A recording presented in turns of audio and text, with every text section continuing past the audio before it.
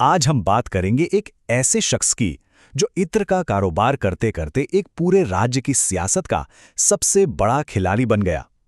एक ऐसी कहानी जिसमें दौलत है, धर्म है और जबरदस्त सियासी दांवपेच हैं।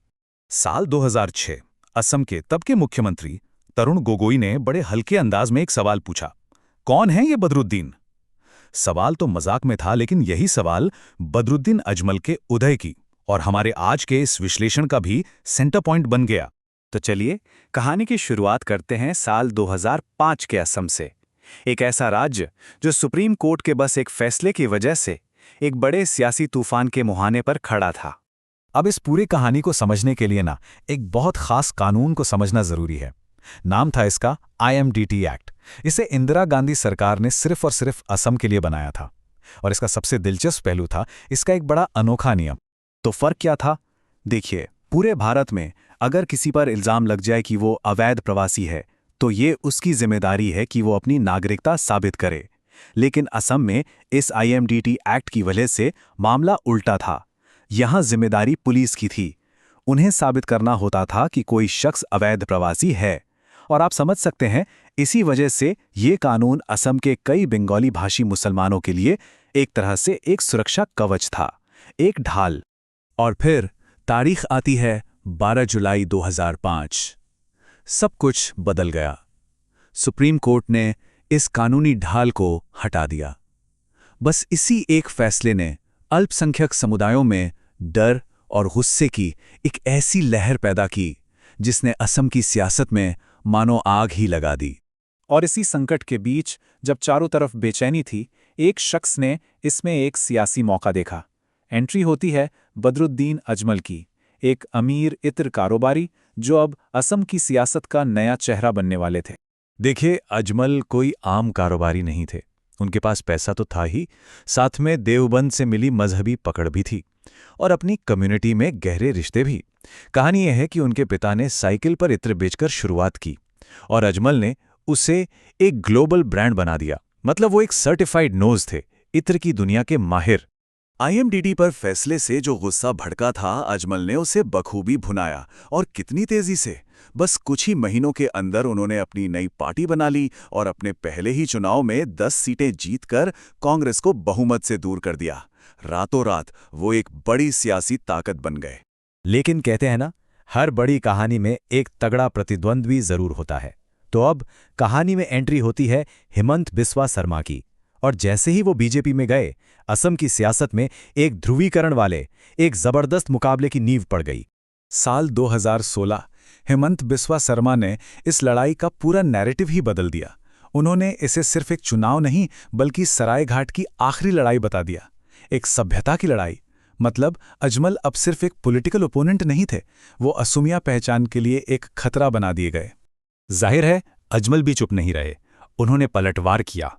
और बस इन्हीं दो बयानों ने उस पर्सनल और आइडियोलॉजिकल टकराव की तस्वीर साफ कर दी जो आने वाले कई सालों तक असम की पॉलिटिक्स की पहचान बनने वाली थी। तो ये मुकाबला आगे कैसे बढ़ा?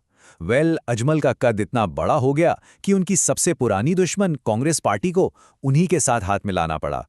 ये था अजमल की ताकत का पीक। तो अजमल की स्ट्रैटेजी क्या थी? बहुत सिंपल। पहला, उन्होंने खुद को बंगाली भाषी मियां मुसलमानों का इकलौता मसीहा बनाया। दूसरा, अपने पैसे का इस्तेमाल चैरिटी के लिए किया, स्कूल अस्पताल बनाए। और तीसरा, आखिर में बीजेपी को हराने के लिए कांग्रेस से ही हाथ मिला लिया और बन गए किंग मेकर। और ये नंबर देखिए, ये अपने आप में पूरी कहानी कहते हैं। 2021 में 20 सीटों पर लड़े और 16 जीत गए, 80% का स्ट्राइक रेट। इससे साफ पता चलता है कि वो उस महाजोत गठबंधन के लिए कितने कितने जरूरी थे। लेकिन सियासत में जितनी तेजी से आप ऊपर जाते हैं, उतनी ही तेजी से नीचे भी आ सकते हैं। अब कहानी पहुंचती है 2024 के आम चुनाव में, और यहां अजमल को अपने ही किले में एक ऐसी हार मिली जिसकी किसी ने कल्पना भी नहीं की थी। सिर्फ एक नंबर देखिए, 10,12,476। ये अजमल की हार का मार्जिन था, वो भी धुबरी सीट पर, जो उनका सबसे मजबूत गढ़ माना जाता था। ये सिर्फ एक चुनावी हार नहीं थी, ये एक पूरे सियासी साम्राज्य का ढहना था।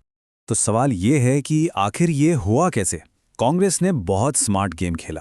उन्होंने लोगों को ये समझाया कि अजमल की ध्रुवीकरण वाली पॉलिटिक्स से असल में फायदा तो बीजेपी को ही हो रहा है। उन्हें बीजेपी की बी टीम बता दिया और बस अल्पसंख्यक वोट जो बटा हुआ था उसे वापस कांग्रेस के पाले में ले आए। और इस हार पर आखिरी मुहर लगाई हेमंत बिस्वा शर्मा के इस बयान ने। उन्होंने साफ साफ कह दिया कि अब अजमल को अपने इत्र के कारोबार पर ही ध्यान देना चाहिए, मतलब उनका सियासी खेल खत्म। तो क्या वाकई खेल खत्म हो गया है?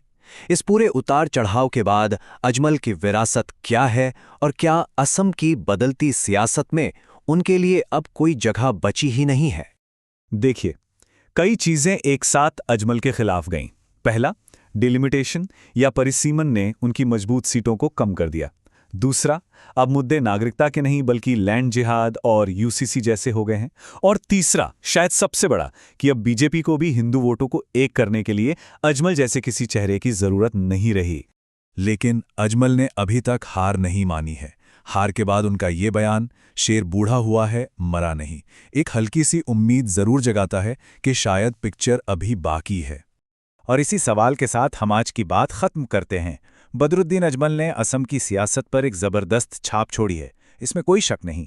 लेकिन सवाल यह है कि क्या 2026 का विधानसभा चुनाव इस बूढ़े शेर की आखिरी दहाड़ होगी या उनके सियासी सफर में अभी एक और मोड़ आना बाकी है? इसका जवाब तो खैर वक्त ही देगा।